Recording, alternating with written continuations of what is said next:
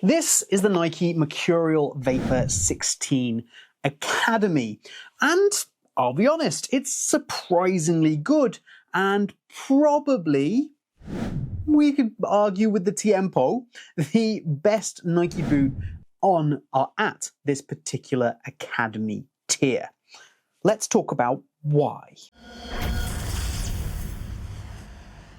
We're going to start with the fit and the comfort, because in these particular Academy models, frequently that's the thing that gets overlooked the most, and it's the thing that is of the most detriment to the performance.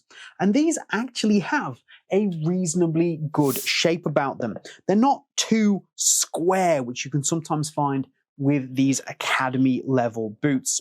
The upper is also soft enough to be malleable to get a nice shape around your foot, and some of the materials used, especially through the heel, are very soft and a little bit more premium than you might expect.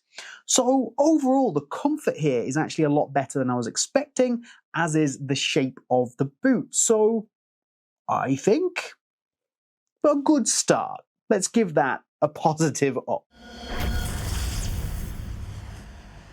I mentioned the upper there, so let's talk about it. You've essentially got what Nike call a Nike Skin upper, but that really seems to be Nike's name for anything that they want. Any kind of takedown, synthetic base, or even mesh base upper, which is what I believe this is, they call Nike Skin.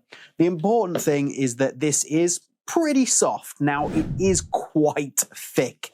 There is a decent thickness of liner in underneath what is a decent thickness of upper and a top coating on top of that.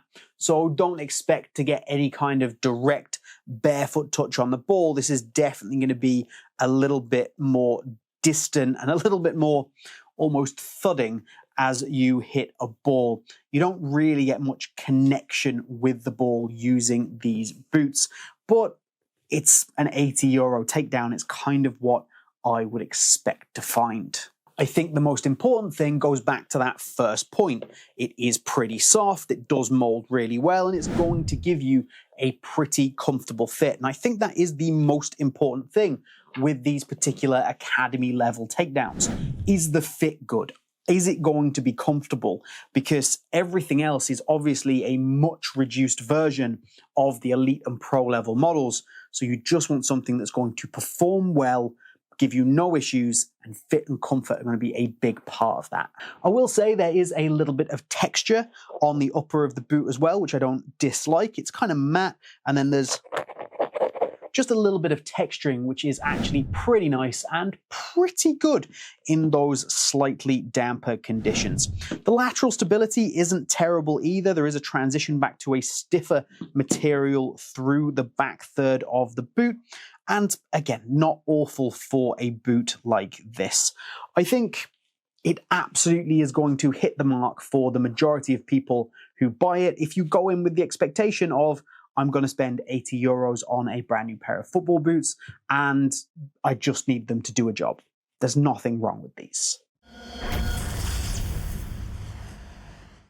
The same applies here to the lockdown. There is a nice deep lacing system.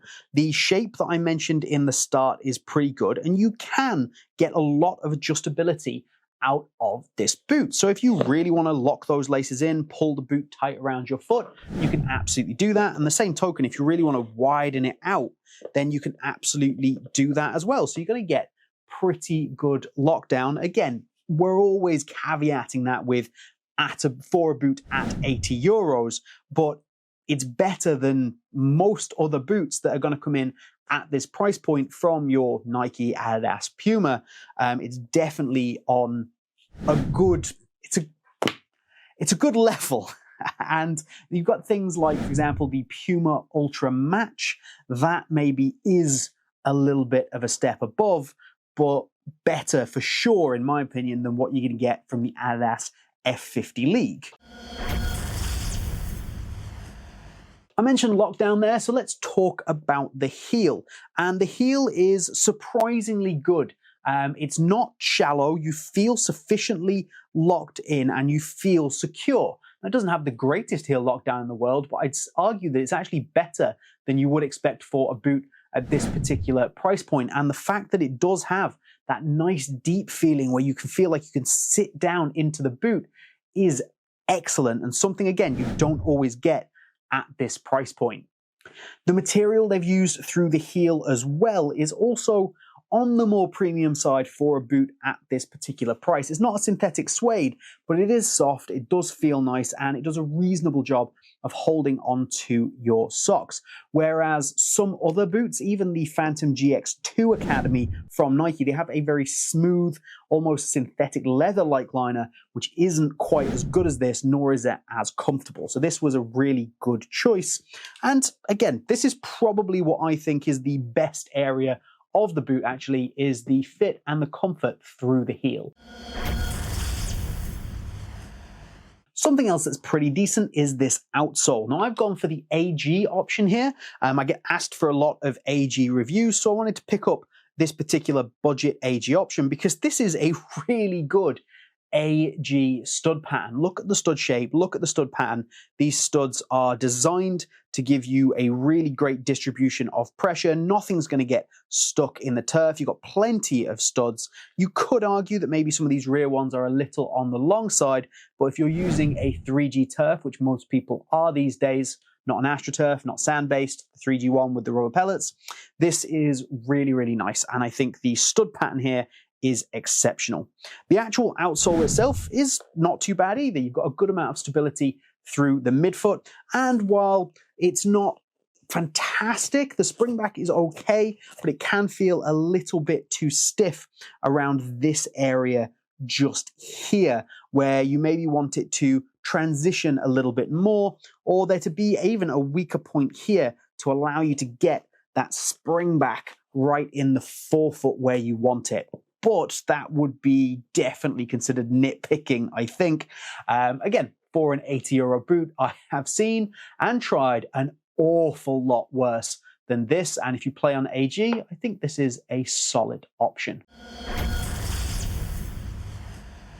Of course, we want to talk about sizing, and I would say your normal Nike size is the way to go with these. Now, I did find that in my normal US 8, there is a tiny bit more room on the end of the boot than I would get from the elite or pro level models, but I think that's overall just the shape, this overall slightly wider shape than you might get, but I still definitely wouldn't go down that half a size. So regular Nike size is my advice. In terms of width, I actually think it's very good through this midfoot area. You're going to be able to open this out, give yourself an awful lot of adjustability through this area here. So if you have a wider midfoot, this could be a good option for you. However, there is one thing we absolutely have to talk about here, and that is just this section right here. This is something I find that happens a lot on third-tier takedowns from Nike. There is just an area here that doesn't have enough flex, and it just becomes quite tight and quite pinched across here. So if you have a wider foot in this area, or you have a high volume foot in this area, you might get a bit of pinching there, and that might be a little bit uncomfortable. So do be careful with that. And if you do have that wider foot, that obviously could be an additional problem. We also want to mention you do have the massive Air branding around the back, and that is in fact not just for graphics. There is an Air unit in this. It is not the big Air Zoom unit that runs through the front third of the boot, almost the front 2/3 actually in the elite level model. It is a small Air Zoom unit that just sits in the heel of the boot. It is a little Air Zoom pocket just here, which is exactly what the pro level boot has, which is a cool thing to add to an academy level takedown when you don't always get that kind of tech. But I will be honest, it does absolutely nothing. So don't get too excited about that. So do these offer good value for money? Well, if you do want to buy them, you can do so by hitting the links down in the top pinned comment and in the description. You'll be able to get them from reputable sources, and it also helps support the channel. If you do want to support the channel, you can hit subscribe. You can also like the video, and there will also be a link down there where you can join as a Boot Wizard member, where you'll be able to get videos like this way before anybody else, as well as huge discounts on some massive grip sock brands. But to answer the question, I do think there are other options out there that are slightly better. For example, the Puma Ultra Match that I did mention earlier. But if you must have a Nike boot, which I know a lot of people do want, you can do an awful lot worse than this. My advice, as always, with takedowns at this particular price point is to try and find a pro level takedown that is on sale to save yourself that bit of money. And if you are going to buy the Academy, make sure you're buying those on sale as well and picking them up around that €50 price point, which makes them a much better value for money option than the €80 that they are at full price. If you are interested in checking out the pro level review of these, then you want to click this video right here.